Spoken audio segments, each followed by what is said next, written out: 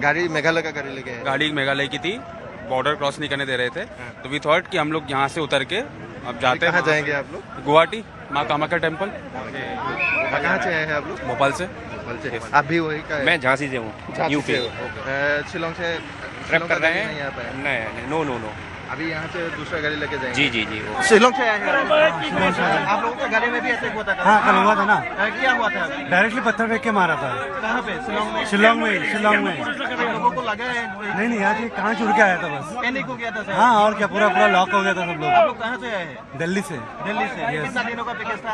3 दिन का था। 3 दिन का। आज भी घूमना था, आज घूम नहीं पाए, रिटर्न जा रहे हैं हम लोग। रिटर्न चला है? हाँ, और क्या करें। कल गया था পৰ্যটক লৈ অহা মেঘালয়ৰ এখন বাহনক জবাবদিহি কৰিলে অসমৰ প্ৰতিবাদী চালকে, কিন্তু বাহনখনত আক্ৰমণৰ পৰা বিৰত থাকে অসমৰ প্ৰতিবাদী চালক।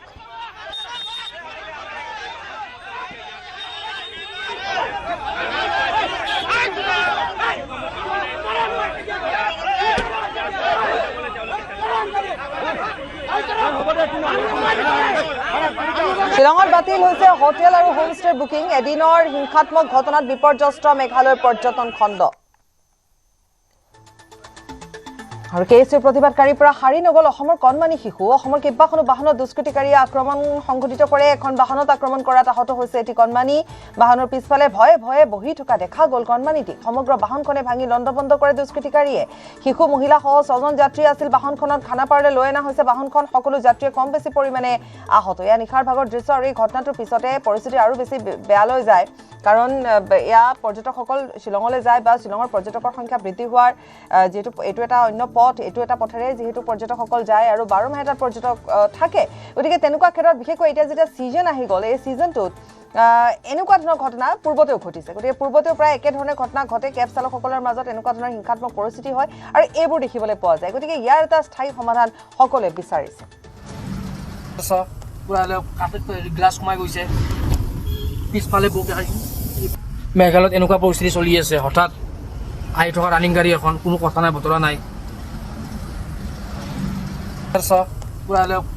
গ্লাছ সোমাই গৈছে পিছফালে আছিল।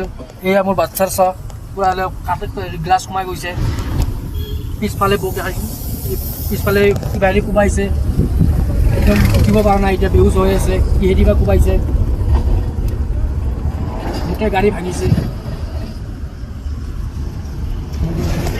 গোটেই আমি ফেমিলি আছিলোঁ। মেঘালয়ত এনেকুৱা পৰিস্থিতি চলি আছে। হঠাৎ আহি থকা ৰানিং গাড়ী এখন, কোনো কথা নাই বতৰা নাই, গ্লাছ সোমাই গৈছে পিছফালে মেঘালয়ত এনেকুৱা। আমাৰ অসমৰ খালি টাৰ্গেট কৰে আমাৰ অসমৰ গাড়ী, আৰু বেলেগ কোনো গাড়ী টাৰ্গেট নকৰে। খালি আমাৰ অসমৰ গাড়ী দেখিব 01, 02 এইবিলাকে ধৰে। সিহঁতে মেঘালয় গাড়ী একো নকৰে। ডাইৰেক্ট এটেক কৰিছে, ডাইৰেক্ট অসম গাড়ী পালে মানে এটেক এনেকুৱা টাইপ হৈ আছে। কোন ঠাইত হৈছিল? ৰেলবং পইণ্ট, যোনটো চেৰাপুঞ্জী যোৱা ৰাস্তা, এইপিনি গুৱাহাটী অহা ৰাস্তা, যেন পইণ্টটোতে টপিক লাগি আছিলে। টপিকত ফাঁচি আছোঁ, না গাড়ী আগে কৰিব পাৰোঁ না পিছত কৰিব পাৰোঁ, তাতে এনেকুৱা ঘটনা হৈছে। ৰড দি মাৰিছে, ৰড বল্ডাৰ এনেকুৱা দি মাৰিছে।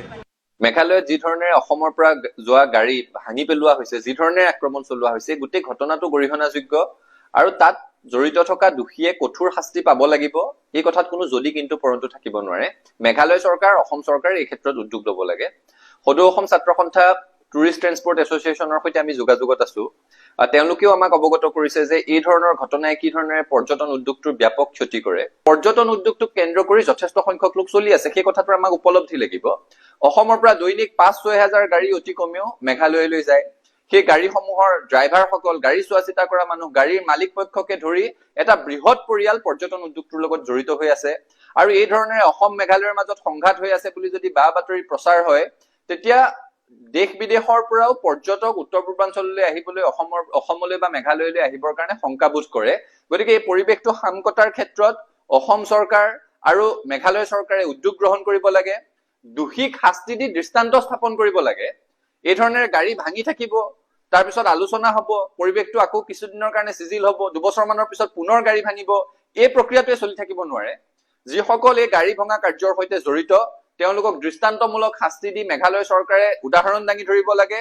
অসম চৰকাৰে তাৰ কাৰণে তেওঁলোকক সন্মান কৰিব লাগে। আৰু তাৰ পাছত আলোচনাৰ মাজেৰে দুইখন ৰাজ্যৰ মাজত যাতে পৰ্যটন উদ্যোগটো ভালদৰে চলি থাকে, দুইখন ৰাজ্যৰ মাজত যাতে ৰাইজৰ মাজত কোনো ধৰণৰ সংঘাতৰ সৃষ্টি নহয়, ৰাইজৰ মাজত বুজাপৰাৰ অভাৱ নহয়, তাৰ কাৰণে দুইখন চৰকাৰে উদ্যোগ গ্ৰহণ কৰিব লাগে।